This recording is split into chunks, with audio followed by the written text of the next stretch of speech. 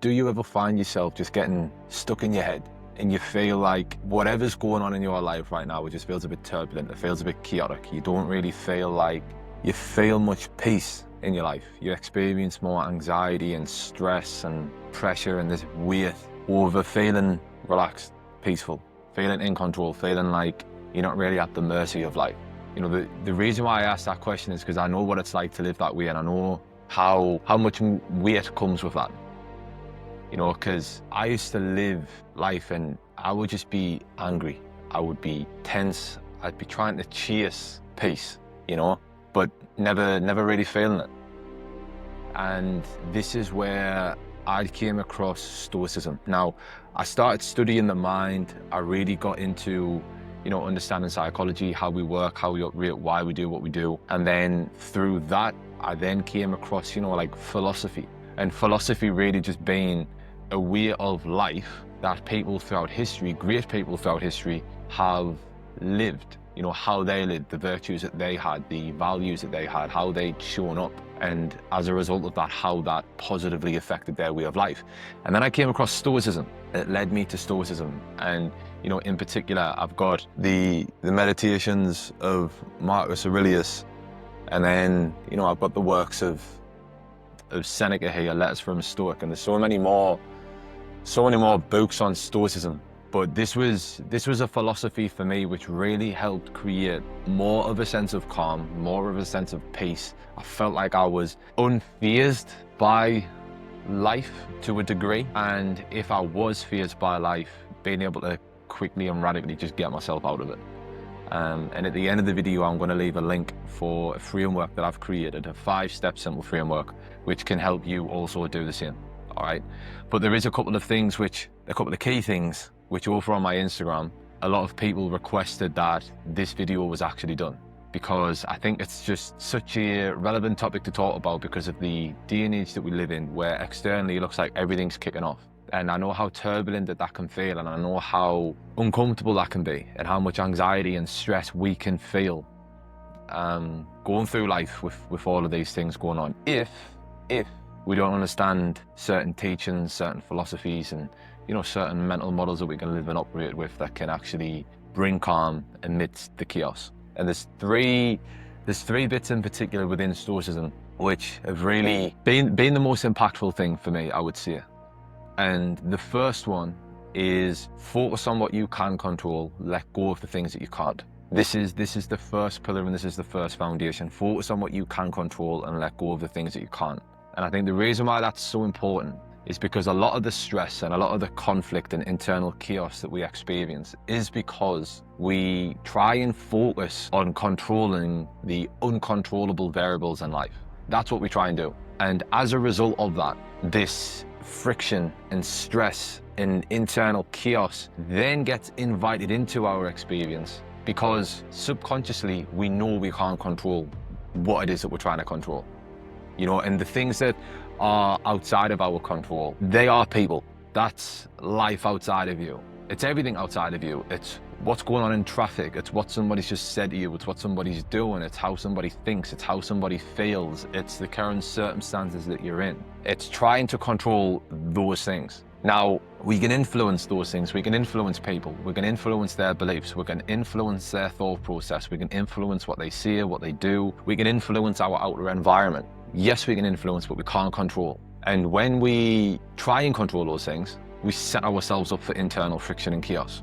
And I think one of the major things that we try and control is people, really, how people see us, how people feel about us, what people say about us, their opinions, you know, their perception, the way that they view us. I think that's one of the main things. And I think the reason why it's such a main thing is because we are conditioned, we are hardwired through over thousands of years of conditioning and evolution to have this core need to be accepted.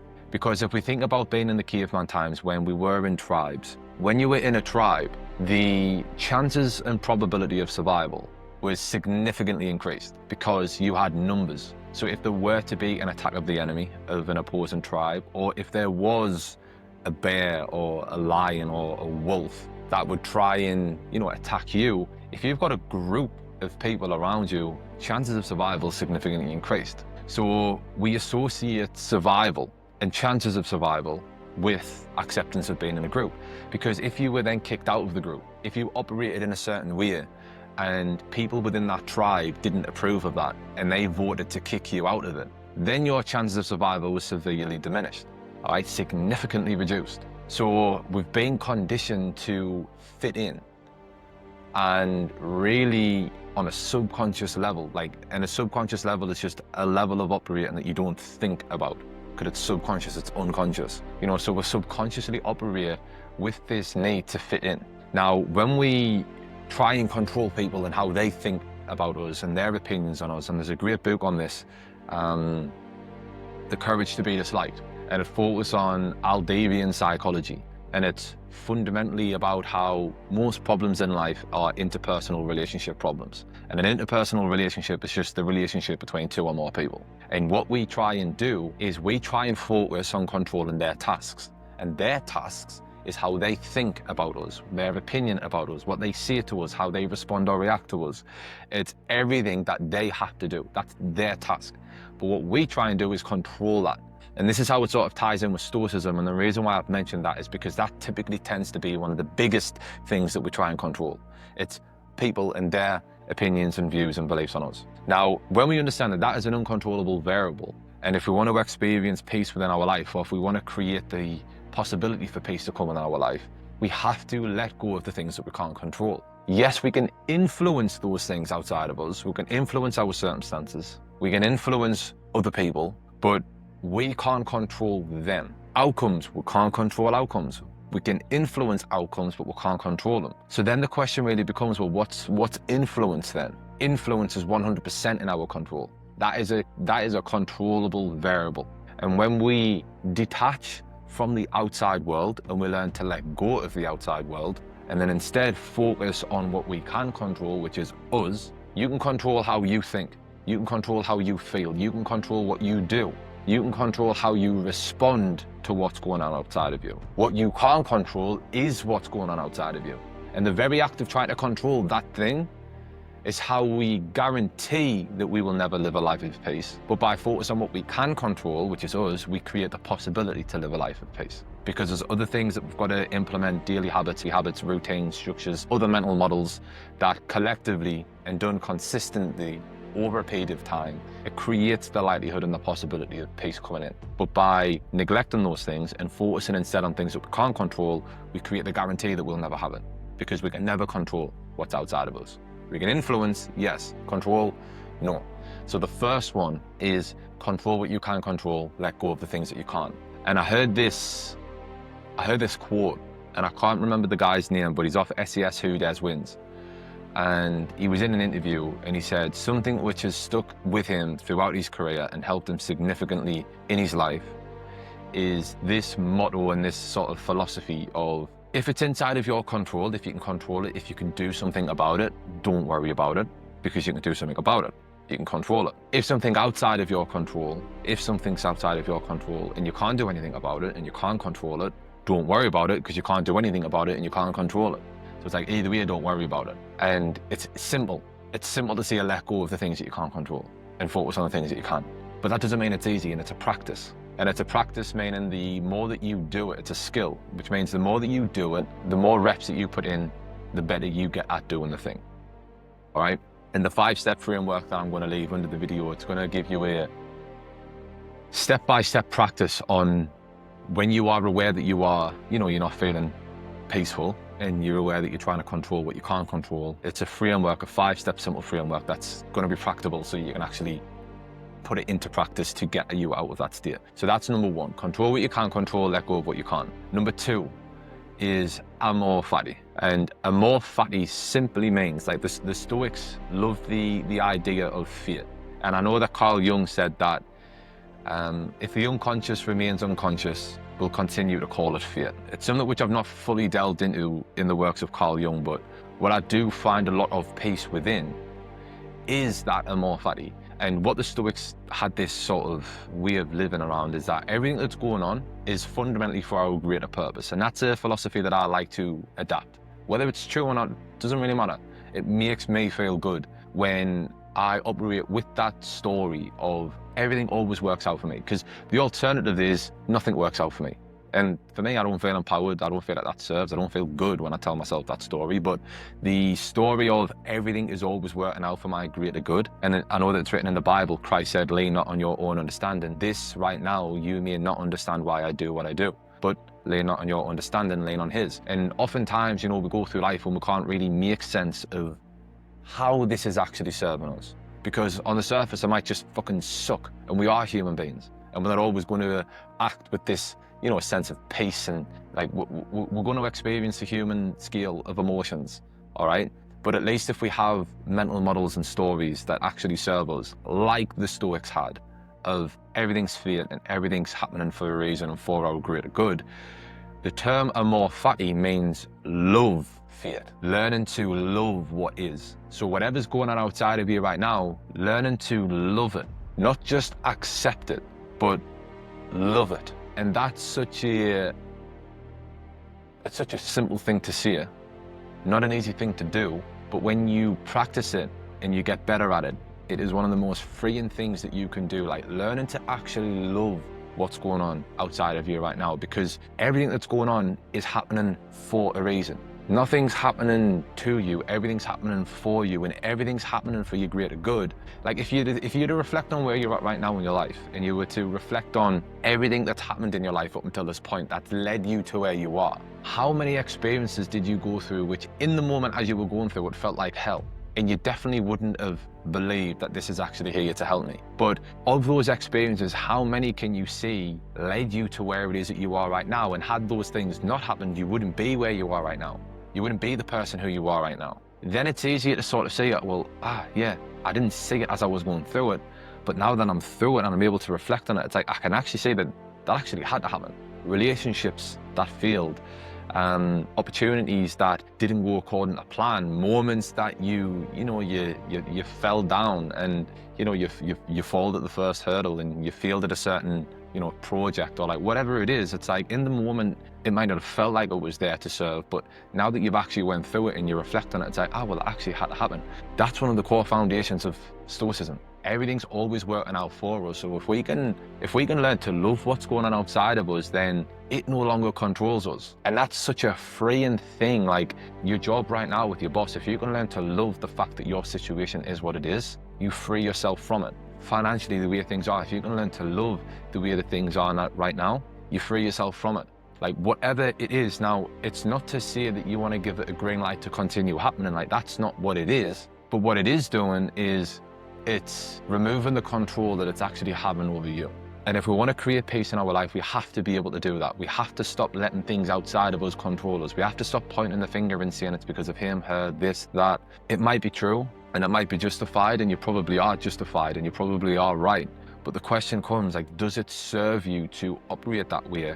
And from the Stoic sense, like, it doesn't. If we want to create peace within our life, it just doesn't. So that's why you have to ask yourself, well, does this serve me? Not is it true, not is it justified, not am I right? It's like, does this actually serve me? And if it doesn't, learn to love what is, let go of what is, and focus on yourself. Change your story. Change the way that you're looking at what's going on. Change the meaning that you're giving it.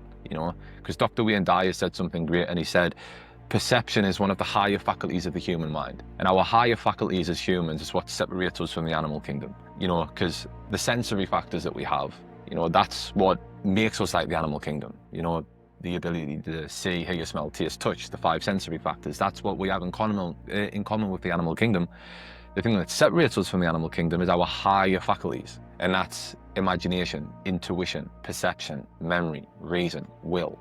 Those are our higher faculties which separate us from the animal kingdom, and perception is one of them. And this is what I love about teachings of philosophy. Like, we can go from Buddhism, and then you've got the likes of Lao Tzu, all right? The Tao Te Ching, like timeless philosophies which help create peace. Their whole thing was the art of perception. And in Buddhism, they teach about non-duality. And non-duality just means it doesn't have a meaning. It's neither good, it's neither bad, it is what it is. Right? That's something which is a core concept within Buddhism. And it's the meaning that we give what is which determines the nature of it and our relationship and experience within it. So perception, the way that you look at something, is what gives the thing meaning. And as long as your perception about what is negative, then you are going to feel negative as a result of that. When you change the way you look at something, what you look at changes. That's what Dr. Wayne Dyer said, and that's the power of perception. So to help us love what's going on and apply that philosophy of what's going on, change the way that you are viewing it, change it, change the story. And the 5-step to peace framework really helps you to again integrate this. But I thought I would mention that because that sort of it's an actionable step within, okay, well, how do I actually love what's going on? Change the meaning that you're giving it, find the benefit in it. You know, Napoleon Hill said in Think and Grow Rich, every adversity comes with it the seed of a greater or an equal benefit. So if something bad is going on, there's a good within it. It's only bad because that's the way that you were looking at it. When you change the way you look at it, you'll find the benefit. When you apply the benefit, when you take action on the benefit, you'll free yourself from the situation and you'll actually find that that actually was serving me. That was fate. And there's a couple of other mental models that can help with that as well. The third one, so that was amorphity, love. Fear. Learn to love what's going on outside of you. So control the things that you can control, let go of the things that you can't. Number 1, amorphity, love what's going on. And number 3 is memento mori. And memento mori is a philosophy within within Stoicism, which lets you be grounded on the reality that you are going to die. You are going to die. And I know that right now, if you're going through something, it might feel like a hard thing and it might feel like it's this great thing. You might have some fears about doing what you know that needs to be done, taking action on the things in your heart that you know that you want to take action on, but there's just like a bit of a block, there's a resistance there. It's like memento mori is what grounds you in the reality, like you are living on borrowed time and that time is going to run out. So I know that right now, this thing might feel like a big thing, but when you actually meditate and reflect and think on the reality that I am actually going to die, that can really help reduce or eliminate the weight of taking action on something, having that difficult conversation, speaking your truth, taking action on, your heart's desires, going after what it is that you want. Like, you are actually going to die.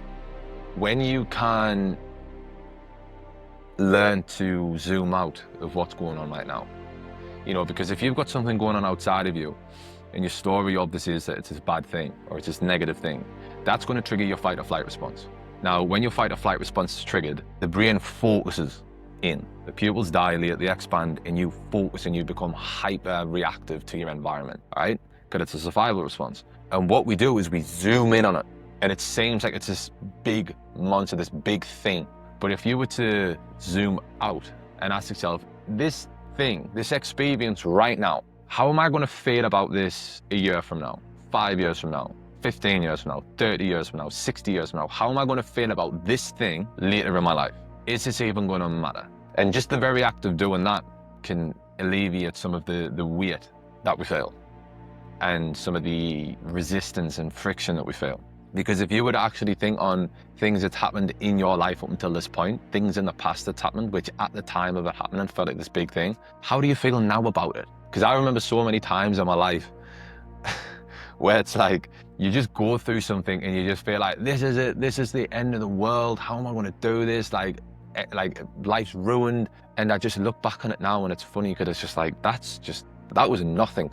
But obviously at that moment in time, it was something. So with memento mori, reminding yourself that this is borrowed time and you aren't going to get a second chance at this, that can really help reduce the resistance that you feel of taking action on your heart's desires. And it can really give you the permission to just finally go after it. Because if we talk about creating peace within our life and creating the possibility of peace, let's look at what would I do if I wanted to guarantee that I didn't have it. I would control the things that I couldn't control. I would try and control them. I would hate what's going on right now. I would also not take action on the things that I wanted to have in my life and that I wanted to experience. That's what I would do if I wanted to guarantee that I didn't have peace. That's how I would operate. And maybe that's what you're doing right now. Maybe it's something that you know in your heart of hearts that you want to take action on, but you're not taking action on it for whatever reason. Usually it's fear, but for whatever reason, you're not taking action on it. So when you actually just sit there and remind yourself of that truth of like, you are going to die at any moment. You might not even wake up tomorrow. So why hold off on it anymore? This is borrowed time. You're not going to get a chance at this. And there was a saying that I heard from Bob Proctor, and he said, I thought it was so powerful because he said, most people are tiptoeing through life, trying to play it safely to death. Most people tiptoe through life trying to play it safely to death. If you want to guarantee that you don't feel peace anymore, tiptoe through life and try to play it safely to death. Jim Rohn had a saying, and he spoke about risk. And yet again, not taking action on what it is that we want usually comes from fear, and especially within the area of risk, because you're going to have to give up a part of you, you're going to have to give up a piece of you, you're going to have to give up things within your life in order to achieve something new, because in order to have something you've never had, you've got to do something you've never done, which means you have to create space in order to do the things that you need to do to get the thing that you see that you want, because you can't keep doing what you're doing and your time's already taken.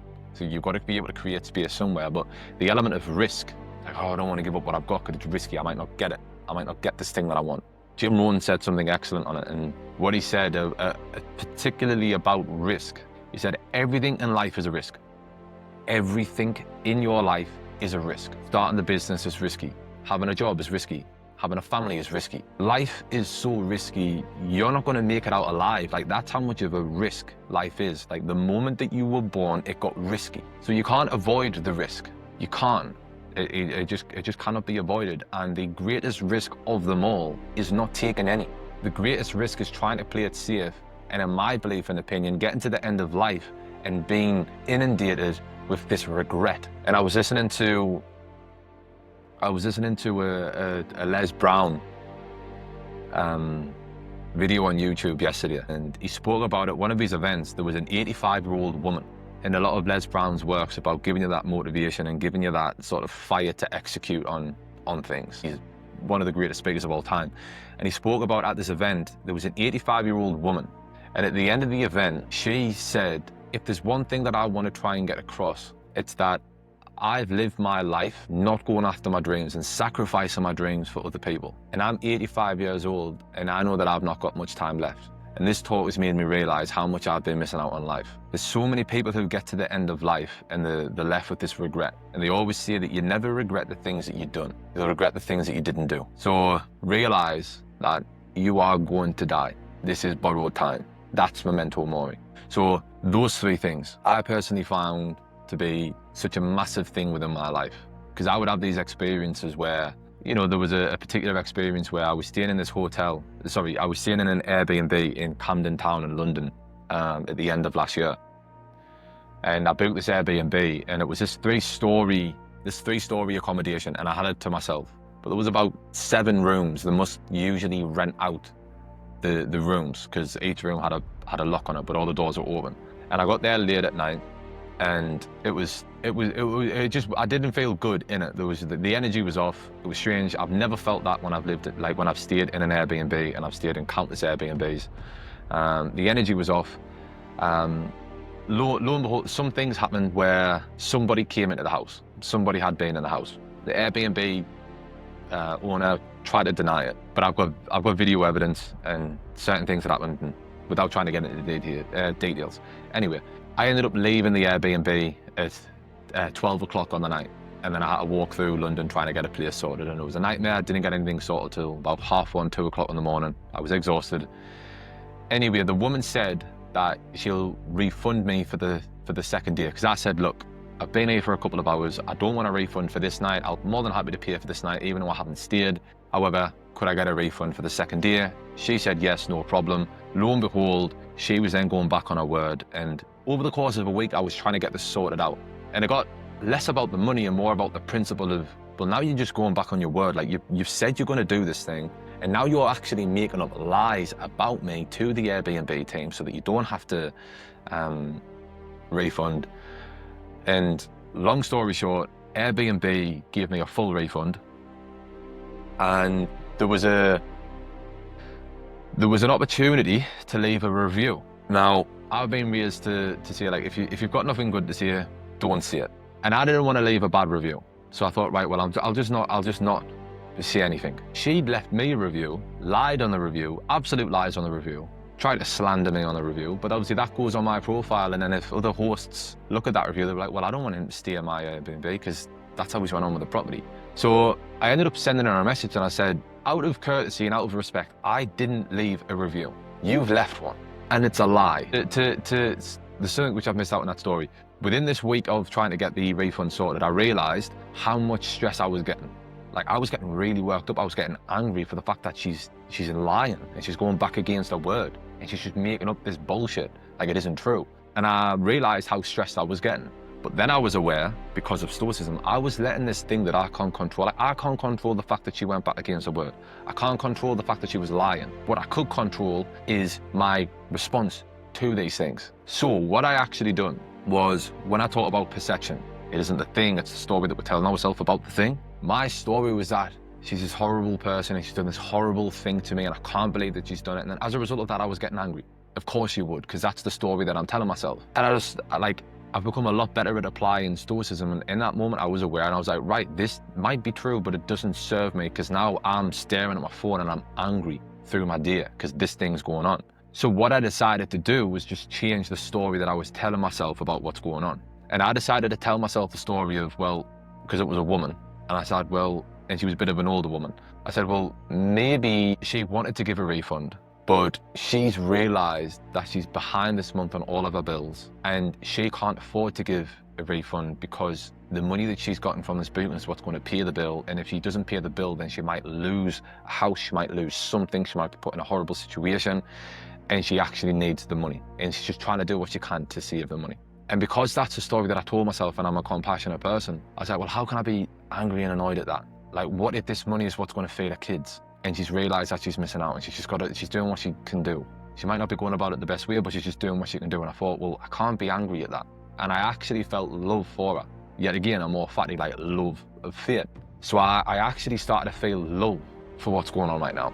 And then I'm not joking you, the same night that I'd done that and I let go of this energy and I let go of this anger, that's when the Airbnb said that they're actually going to do a full refund, like a full refund. And I just started laughing. I was like, wow, isn't that a coincidence? 4 days or 5 days of going back and forth with this anger and trying to get a resolution and not getting a resolution. It was completely dissolved by just choosing to change the story. I didn't know whether the story was true, probably wasn't. But it didn't matter. It didn't matter. I wasn't bothered because it helped me change my state about what was going on. Like, that's the point. And then, yeah, like I say, she left a review. That tried to trigger me again, and I was aware of it. And I just thought I'd made it with love. I said, look, I'm a man of God, and I'm just going to wish you nothing but the best. But you've lied in this review, and you've actually offered me 3 nights stay. But in the review, she said you would never keep me again. So I was like, I'm a man of God.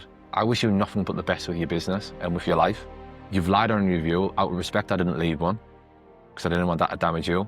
So it's unfortunate the fact that you've left that, but I want to wish you the best. She then sent a message back, offering me a couple of nights free stay and then other stays as a discount, and then she removed the review. I didn't respond back because I thought, right, I just want this done with. I don't really want to speak to you anymore. But the review was taken off because I met the situation with love, right? I loved what was going on. And maybe there's something in your life right now that you are meeting with anger.